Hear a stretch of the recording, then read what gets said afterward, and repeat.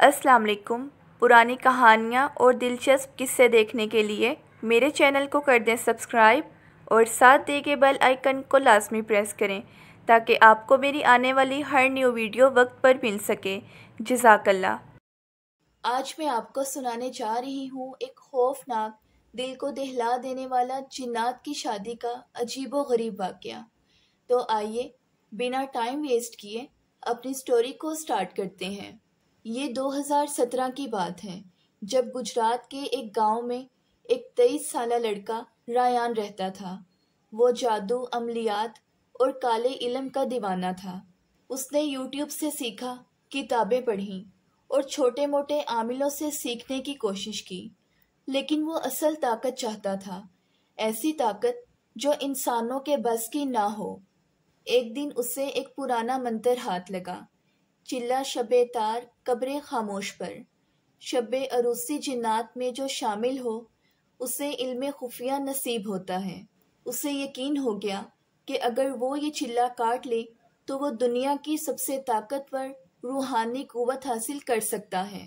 रायान ने पूरे 40 दिन की तैयारी की। आखिरी रात चांद ग्रहण की थी। उसने काला लिबास पहना, सुर्ख धागे हाथ में बांधे और मगरिब के बाद करीबी वीरान कब्रिस्तान का रुख किया। कब्रिस्तान सुनसान था, मगर हवा में कुछ ऐसा था जो बयान नहीं हो सकता, जैसे उसके बहुत करीब धीरे धीरे कोई सांस ले रहा हो। जैसे ही वो कब्रिस्तान के वस्त में बैठा, उसने दूर रोशनी देखी। उसे हैरत हुई। वो उठकर करीब गया तो देखा कि कब्रिस्तान के एक किनारे पर कंदीलें रोशन हैं, कालीन बिछे हैं और सफ़ेदो स्याह लिबास में लोग बैठे हैं। दरमियान में एक स्टेज बना हुआ था और दफ की मध्यम आवाज के साथ साथ कवाली गूंज रही थी। रायान ये सब देखकर चौंक गया और सोचने लगा, ये कब्रिस्तान में शादी कैसे हो सकती है। एक अजीब शक्ल के शख्स ने रायान की तरफ मुस्कुरा कर देखा और कहने लगा, आखिरकार तुम आ गए, तुम्हें ही तो बुलाया गया था। रायान को बिठाया गया, उसके सर पर सफ़ेद चादर डाली गई और कवाली के दौरान एक औरत को लाया गया जो मुकम्मल सफ़ेद लिबादे में लिपटी हुई थी और उसका चेहरा छुपा हुआ था। उनकी शादी में बिरयानी, गोश्त, शरबत सब कुछ था, मगर जायका ऐसे जैसे मिट्टी जैसा। रायान को लगा जैसे सब मेहमान आहिस्ता आहिस्ता बदल रहे हों। उनके चेहरे लंबे हो रहे थे, आंखें रोशन और आवाज़ें भयानक होती जा रही थीं। जैसे ही निकाह पढ़ा गया, दुल्हन ने अपना घूंघट उठाया।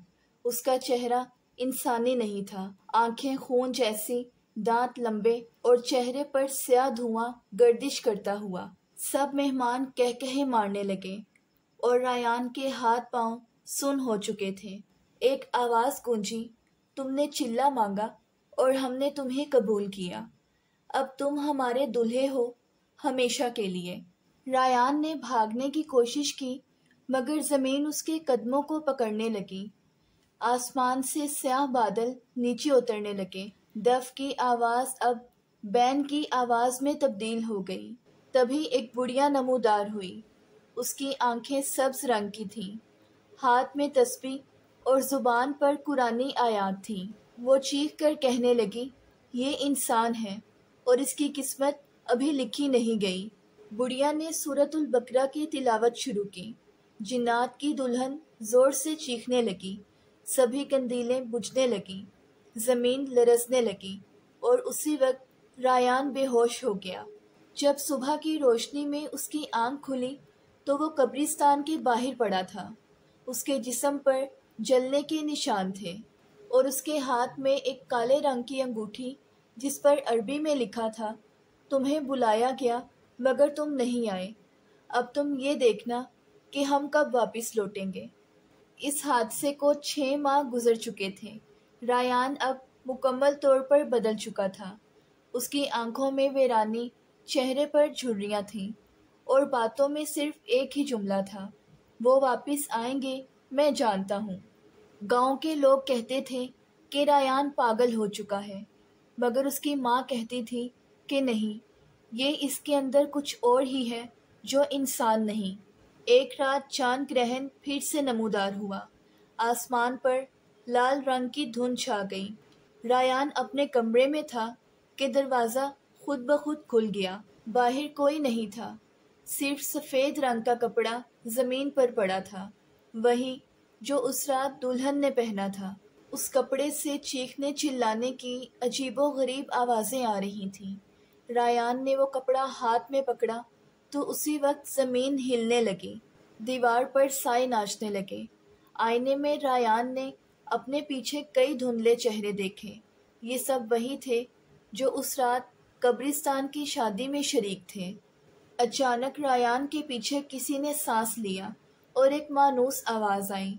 اس رات نکاح مکمل نہیں ہوا تھا، بلکہ اب ہوگا۔ ریان چیخا، دروازے کی طرف بھاگا، مگر پورے گھر کی لائٹس گل ہو گئیں۔ ہر کھڑکی کے پیچھے وہی دلہن کھڑی تھی، سفید آنکھیں، خون میں بھیگے ہاتھ اور ہونٹوں پر ایک عجیب سا وظیفہ۔ ریان بھاگتا ہوا قریبی دربار میں پہنچا، جہاں ایک عامل بیٹھا تھا۔ اس عامل نے ریان کو دیکھا اور کہا، تیرا جسم انسانوں کا، مگر تیری روح پر جنات کی مہر لگ چکی ہے۔ ان کی دلہن نے تجھے منتخب کیا تھا، اب تجھے ہر حال میں واپس جانا ہی ہوگا۔ ریان گرا، اس کا جسم جھٹکوں میں آنے لگا۔ وہ بول رہا تھا، مگر اس کی زبان عربی کی نہیں، کسی اور دنیا کی تھی۔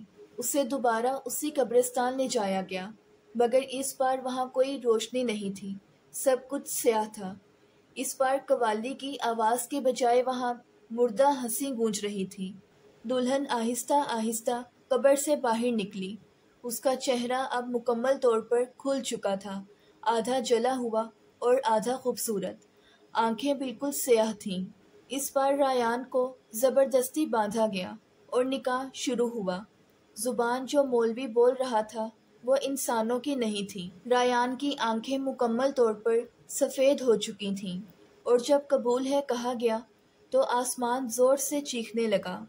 اگلی صبح قبرستان میں ایک نئی قبر تھی، جس پر کوئی نام نہیں تھا، بس ایک بات لکھی گئی تھی، یہاں وہ آرام کرتا ہے جس نے جنات کی دلہن کو قبول کیا۔ لیکن کچھ لوگ کہتے ہیں کہ اگر رات کے وقت کوئی بھی اس قبر کے پاس رکے تو ایک دلہن سفید لباس میں آ کر کہتی ہے، تم بھی میرے ہو سکتے ہو اگر چاہو۔